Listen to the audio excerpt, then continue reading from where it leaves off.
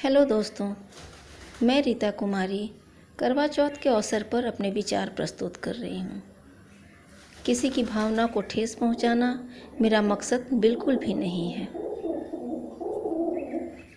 करवा चौथ, इस दिन सुहागिनें अपने पति की लंबी उम्र के लिए व्रत रखती हैं। पति की लंबी उम्र और अखंड सौभाग्य की प्राप्ति के लिए चंद्रमा की पूजा करती हैं। यह कार्तिक मास के कृष्ण पक्ष की चतुर्थी को रखा जाता है। इस व्रत के पालन करने का अधिकार केवल सुहागिनों को ही होता है। करवा चौथ को व्रत कहा जाता है। दरअसल लोग व्रत और उपवास के शब्दों का अर्थ नहीं जानते। वास्तव में व्रत का अर्थ होता है नियमों का पालन करना और उपवास का अर्थ होता है कुछ काल के लिए भोजन ग्रहण न करना।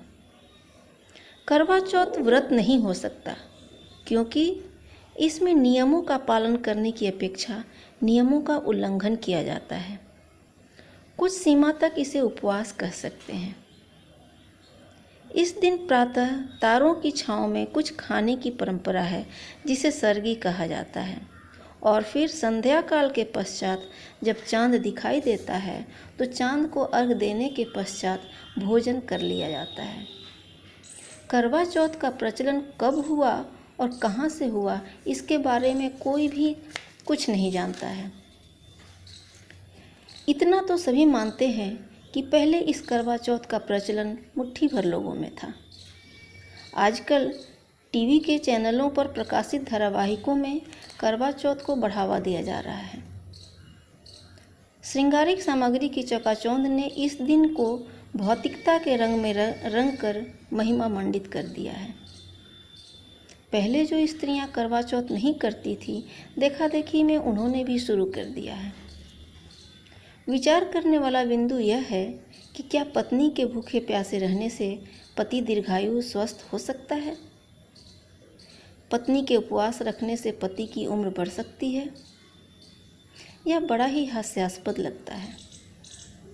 कर्मफल सिद्धांत यह है कि कर्म का फल केवल कर्ता को ही मिलता है।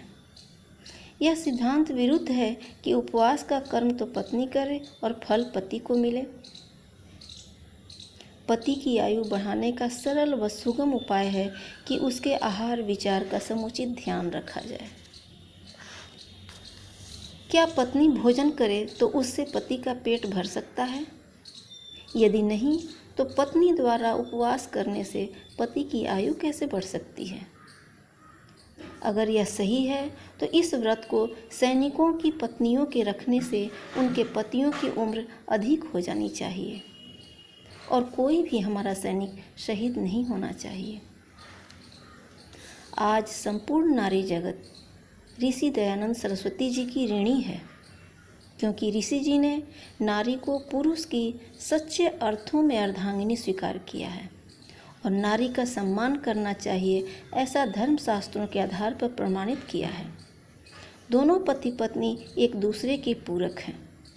यदि पत्नी के लिए पतिदेव पूज्य हैं तो पति के लिए पत्नी पूज्या है।